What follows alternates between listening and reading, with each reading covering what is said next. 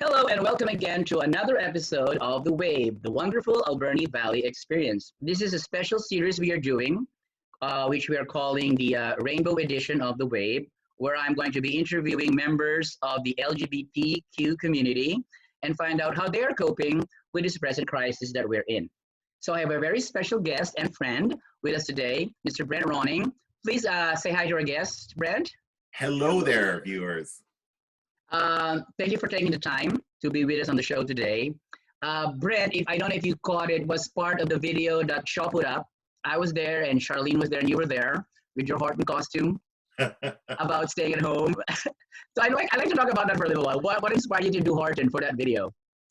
Well, when Nancy Wilmot asked me to read the script, I was, sitting in my bedroom office and going, I can't just sit in my boring bedroom and do this script. And I realized I still had my Horton costume. So I grabbed it. I put my ears on, grabbed my clover, and just did that. It made it a lot easier. That was so cute. Well, so obviously Brett is involved with the theater community as well, but he's involved with a lot of things. I didn't realize until you sent me this bio that you're involved in so many things. First of all, you are the education and employment manager for Huu-ay-aht. Tell us a little bit about that. I'm the manager for education and employment at Huu-ay-aht First Nations, and that's a self-governing First Nation near Bamfield. Our treaty settlement lands are there where the West Coast Trail terminates. And so I've been working for the nation for 10 years as a public servant, and I really enjoy working there. So how does the present crisis affect this work that you do? So our office closed to the public on March 18th. So It's over 5 weeks that we've been working at home and remotely. Okay, so you're able to adapt in the sense that you do things remotely now. So what do you do remotely for this organization? Well, fortunately, most of the work that I do is communicating with our citizens digitally and with partners and educational institutions and colleagues. So we can do all that on Microsoft Teams and Zoom meetings and email and phone calls. So I don't need to physically be in the office. When I need to print things, I can do that. So we can, there's workarounds. Okay, that's good. And then you're also, of course, where I met you basically, the president of Port Alberni Players Dramatic Society. So I understand we had so many things lined up for the summer and for April and for May and for this whole year. So what happened to those productions? Obviously they've stopped. So what has Port Alberni Players done to adapt? So we, being a theater, we've had to close down all of our productions and the usage of the theater because we're not allowed to gather there in groups. So everything is on hold until we're able to start up again. But we still have to continue. We own the theater, so we have to continue maintaining and managing and paying for that building, whether it's insurance or the heating costs and electricity. All of those things are spread out every month, so it's there's still governance that has to happen. But as it stands, the building doesn't have any mortgage on it, or does it? No, there's no mortgage on the building, but just for that building to exist in our community, it costs around $1,200 a month. Between insurance and actually more. It's actually a little bit higher than that. The insurance itself is about $1,000 a month, and then the heating and all of those things are prorated over the year. I see. So how is Port Alberni Players coping with this aspect as far as your finances are concerned? Well, financially, we're quite healthy. We've had a really good year. We had a great donation from 100 Women Who Care. And we also had a very successful production of Mamma Mia that you were in. So our bank balance is healthy. We can maintain ourselves, but we don't have revenue coming in at this point. And between our education programs and our own productions, we don't have our fundraisers that we're accustomed to having. So we're hopeful that we'll be able to resume those next year or in the fall. So do you have anything planned for the later part of the years? Like, is there any forecast for like September or October, or just everything just on hold for the rest of the year? Well, our artistic direction committee have taken in proposals for next year, but they haven't made any recommendations or decisions about what the season will look like, and they won't do that until we know when we can reopen again. So there's no foreseeable future as far as this year is concerned? No, I mean, we know that everything is canceled until at least the end of June. Okay. Yeah, because we also had to cancel Pride, and we had our fashion show coming up, so many things were canceled. Yeah. I'm just so glad we were able to do Mamma Mia when we did. Can you imagine if we were like doing Mamma Mia at this time of the year? Right. It would be tragic. Yeah. But I know. I'm just so glad I was part of that production, and we were able to do it the way we did it. It was a very wonderful experience for me. Another one to list down as my wonderful Alberni Valley experience. That's for sure. There you go, exactly. And we were so fortunate to have a show like that this year, because we didn't know at that time that we were going to have a short season we had a 2-show season with Mamma Mia and Shadow of Murder, and everything shut down right after Shadow of Murder closed. So yeah, exactly. So you also mentioned another one called ADAPS. Yeah, I'm the chair of ADAPS board, and that's a youth substance use and counseling services that exist in the Alberni Valley. It's a nonprofit that delivers programming for both Island Health and for MCFD. Oh, okay. So can you tell me a little bit about that? So what are you doing now in the middle of the crisis? What is ADAPS doing? So, well, ADAPS does a lot of outreach work right now, but it looks different than it normally does because of distancing, and they're part of all sorts of programs in the community, working with other partners, ensuring that particularly people that are living on the fringes of the community are getting the supports that they need. Everything from lending out digital devices so that they can connect socially, like little tablets, and care packages, as well as counseling and prevention services for youth. So this is for youth in the valley. Yeah, I'm the chair for the board of directors for that. So we have a team of staff that do all those things. So. I see. Okay. And another organization you're involved with is the Alberni Valley Gaming Association, which owns Chances Rimrock, the casino, really, and the North Island Zone to the board of directors of Theater BC. I'm interested in Theater BC. What's Theater BC all about? So you might recall that last summer, Port Players hosted the annual Main Stage Theater Festival in Port Alberni, and we were set to do that again this summer, but it's been canceled. So we have taken on hosting it for 2021. So as the chair of the North Island Zone, I represent all of the theater clubs from Campbell River to Nanaimo and everything. Oh wow! So even Qualicum and Parksville. Yeah. So I represent all of those clubs, including Port Players, to the board of directors for Theater BC. So I'm on the board of directors for Theater BC, representing the North Island Zone of Vancouver Island. I see. And so Peter Wienold and I, he's a past president of Theater BC. He and I co-chaired hosting Main Stage Festival in Port Alberni this last year, and we'll do it again for next year.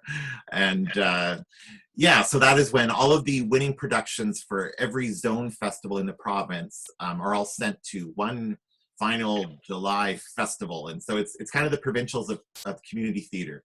Oh, okay. Well, I recall some time ago I was involved in another production with Belinda Williams as the director and Cindy Soldo as supporting actress. The poster's right there. Oh, The Actor's a Nightmare, and Sister Mary Ignatius explained it all. And so The Actor's Nightmare won Best One Act in the Qualicum One Act Festival. So that was the Vancouver Island One Act Festival that Qualicum Echo Players hosts. I see. And, so does that have anything to do with the national level, the theaters? Oh, so no, that's something that again that happens in our zone of theater. I see. But Theater BC is a provincial organization, so it's all of our clubs from the north to Lower Mainland, Fraser Valley, all through the central interior, Skeena zone. So we have clubs all over the province. And so last year we actually had 2 clubs from Fort St. John here last July represented. So okay. Yeah, we had hundreds of people in town last July for theater. The productions were, it was 6 nights of live theater at the ADSS theater. So okay. yeah, or sorry, 8 nights. It was 8 nights of live theater. Okay.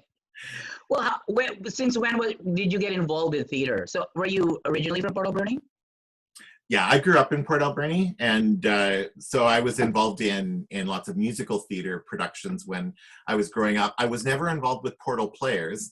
Oh, really? At that time, they were operating out of the old North Island College Gymnasium, which is now JP2 school. Okay. So that was where North Island College was. So that they Portal Players did their productions out of their gymnasium there, and it was only in 1989 that Portal Players bought the Capitol Theater. I see. And yeah. I know the history of Capitol Theater. It was not a nice theater. No, it was built in 1936. Okay. It was owned by famous players, and it was actually kind of a jewel of theaters in the province at that time. Oh, wow, really? Because of the way that the sound and the cooling and everything was designed. And it was a 500-seat movie theater and had horsehair seats and wow. Yeah, so it was quite there's newspaper articles about it in the archives of what a great theater it was originally. And it was owned by the Warren family, and they also then had the Paramount Theater, and there was another older theater, the Roxy in Port Alberni, and the drive-in that was now located where Arbutus RV is on Beaver Creek Road. And so the Warren family and famous players owned all these theaters, and then when they sold them in the early 80s to Landmark Cinemas, Landmark never reopened the Capitol Theater, and they did reopen the Paramount. But the Capitol sat dormant from 1981 till 1989 when Portal Players bought it, and I think for $40,000. Oh, wow. And slowly began all the renovations that you see now, and that have turned it into the live theater venue that it is. But it can never, ever show a moving picture again. There is a irrevocable covenant on the land title. So it is, if you try to show a movie in the Capitol Theater, you'll get a cease and desist order from some lawyers at Landmark Cinema. So okay, well, we don't have to anyway. I mean, no, we've got live theater, so it's good. We got YouTube, we got other stuff. And live theater, no, you can't do that on YouTube. But I'm really so happy that I got involved with Portal Players the way I have, and I'm looking forward to our reopening soon and very soon. Now, on a personal level, Brent, how are you coping? And your partner Kai, right? Yeah. Kai is basically an essential worker. Yeah, so Kai's a frontline worker in healthcare. I'm quite engaged with my work from home, and we do a lot of team meetings on Microsoft, like Microsoft Teams, Zoom meetings with other people, with board meetings. I'm still really busy with all sorts of obligations and responsibilities. So that's great. I'm keeping busy. I find that I have to have a really regular schedule. I have to get up in the morning, have my shower, make my coffee, and I might not dress. Right? Have a normal day.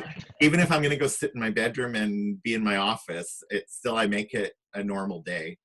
And and I try not to watch too much of the news, try to limit myself because that gets a little too much. Try to catch up on the reading that I want to do, try to catch up on TV series that I like to binge. Like what? And cook good food. Yeah, like make good meals and eat good food. Things that make you happy and fill your soul. I take it you're the one who does the cooking? No, Kai is a better cook than I am. Yeah, but in this situation. But it's often a team effort, yeah. Okay. Well, I'm alone, so I have to do all the cooking and everything. Because my mom, who used to be staying with me after my birthday that was my last public appearance, so to speak, was March 8th. I had a birthday gig at Shars Landing, and my mom was there, and so many friends were there.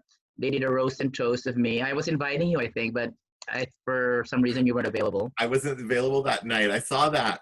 And so that was the last time you were out in public? Yes. No, I still went to work for a week, Yeah. And then when the lockdown all sort of happened, I think my last day of work was March 20th, I think.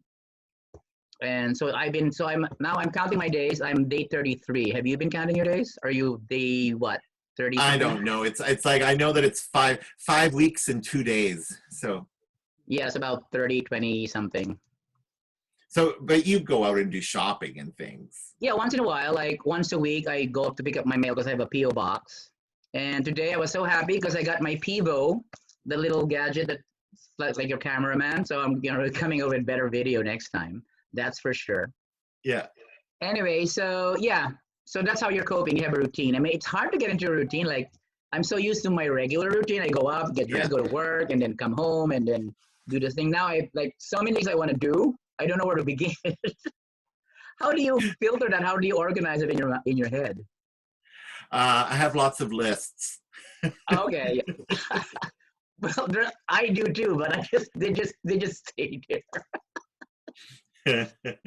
Actually, I was planning. I made them little pieces of paper, and I said I'm going to do a raffle, and whatever I pull out, that's what I'll do. But even that got stuck in the suggestion box, kind of. Oh no. Well, we all do what we can. What is your personal assessment of Port Alberni's effort to flatten the curve? Are we doing a good job?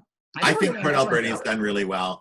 When I see people being really careful with it, and I think that it's brought out the best in people. Yeah, I'm quite impressed with how I've seen, and we also we're not seeing community transmission in the Alberni Valley that other communities are seeing. So I think we're doing a lot of things right, and we just have to keep on doing it. Yeah, I mean, we're fortunate that we have like a smaller community, but with a big heart. Like I was talking to Michael Ramsey, Captain Michael Ramsey of the Salvation Army. He is just so overwhelmed with the generosity of everybody, the whole community. They do food drives, they do fund drives, they do clothing drives, and now he has a food truck going around to service the food for homeless people. Nice. They deliver food like 600 or 700 meals to doors everywhere in Port Alberni a day, and then they add the truck as well. So they're doing a fantastic job, and they have all the support from everybody in the community. So I think we're almost out of time. No, we still have a little bit of time. I'd like to talk about the other organization you mentioned here in your bio, the Alberni Valley Gaming Association. Oh, okay. So the history of that is that originally there was a bingo.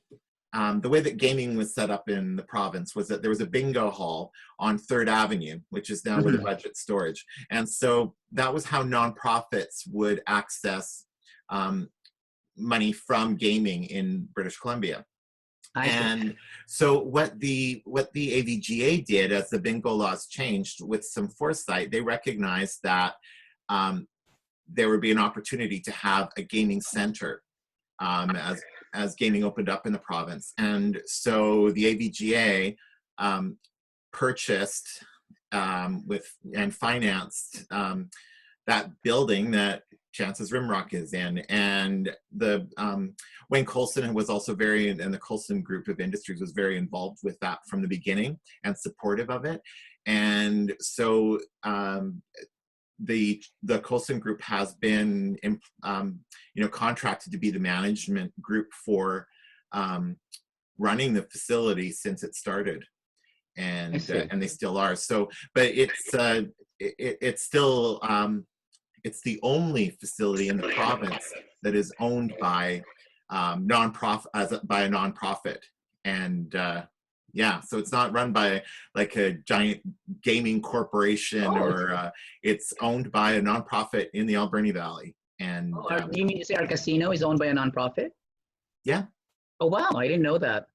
That's kind of unique to our valley, I guess. It is unique. It's the only one in the province that is. It's like Ty Watson is one of only 2 independent hospice houses, I think. Interesting. Yeah. Yeah. Well, so we just get her done here. There's jewels and gems all around this beautiful valley of ours. Yeah. Now, before we began the interview, you mentioned to me you're wearing red for a certain purpose or certain meaning. Well, it's a National Day of Mourning today for the loss that occurred in Nova Scotia last weekend. Oh, I see. And yeah, so it's a Wear Red Day, and for a moment of silence for the loss of those people in Nova Scotia. Yeah, it was very sad. A friend of mine, her mother lives in Nova Scotia, and she was frantic and she was worried because her mother was 2 blocks away from where the killer lived. And she was just terrified, but she was consoled that she was able to talk to her mother and everything. I mean, it's quite a shock. I mean, we're going through such a crisis, and then we had to deal with this. But I am amazed, not needing to compare to neighboring countries. I'm amazed at how well our government is doing, and I'm just thankful that I'm in Canada and I am where I am. And especially more thankful that I am in Port Alberni, because I was just interviewing Paul Thompson, the president or the chair of Alberni Pride Society, and he came from the East. Like, they came to live here in Port Alberni 2 or 3 years ago. And he's just so thankful that they live here now, especially. Can you imagine being there at this time? Yeah. No, we have a lot to be grateful for. Being on Vancouver Island, being a more isolated, remote community. There's a lot worse places we could be isolated in peace at this time. So yeah, we just have to keep on being kind and be gentle on ourselves, and and we will get through this as a community. So in your personal opinion, what is the biggest positive takeaway from this whole experience? Because people are saying there's still the positive, like, Mother Earth got a breather from pollution, and people are staying home. They've worked so hard to make their homes beautiful. Now that's the time that they get to enjoy it without any worries. I think it's still too early for me to speculate on that. I think that's something what I mean is, like, in your present situation, like, what's the positive you can take out of this experience that you're going through now? I think a lot of positives around home time, around being more aware of self-care, being more aware of smelling the roses and enjoying the time that we have here. And I think that practicing being kind to ourselves and to our neighbors however we can. Oh yes, I've had lots of stories that I'd like to share, and I've seen and experienced lots of, like, acts of kindness stories. They're just random little acts of kindness that make a very, very big difference. Like, somebody, I posted that I made some deviled eggs and he wanted to taste them. Said, okay, why don't you swing by? Then he brought me some turkey dinner, because in my post he said, oh, you didn't have turkey for Easter. I don't, so he brought me a whole tray of a turkey meal. And silly me, I forgot to make the deviled eggs, so I still owe him deviled eggs. Yeah, it's exactly it, though. Those random acts of kindness, and they make a huge difference in people's lives. So. Well, yes. Well, I know you're very busy, and I really am thankful and grateful that you took this time to be on the show with us today. And as our parting words, any words of encouragement that you would like our viewers to hear from your end?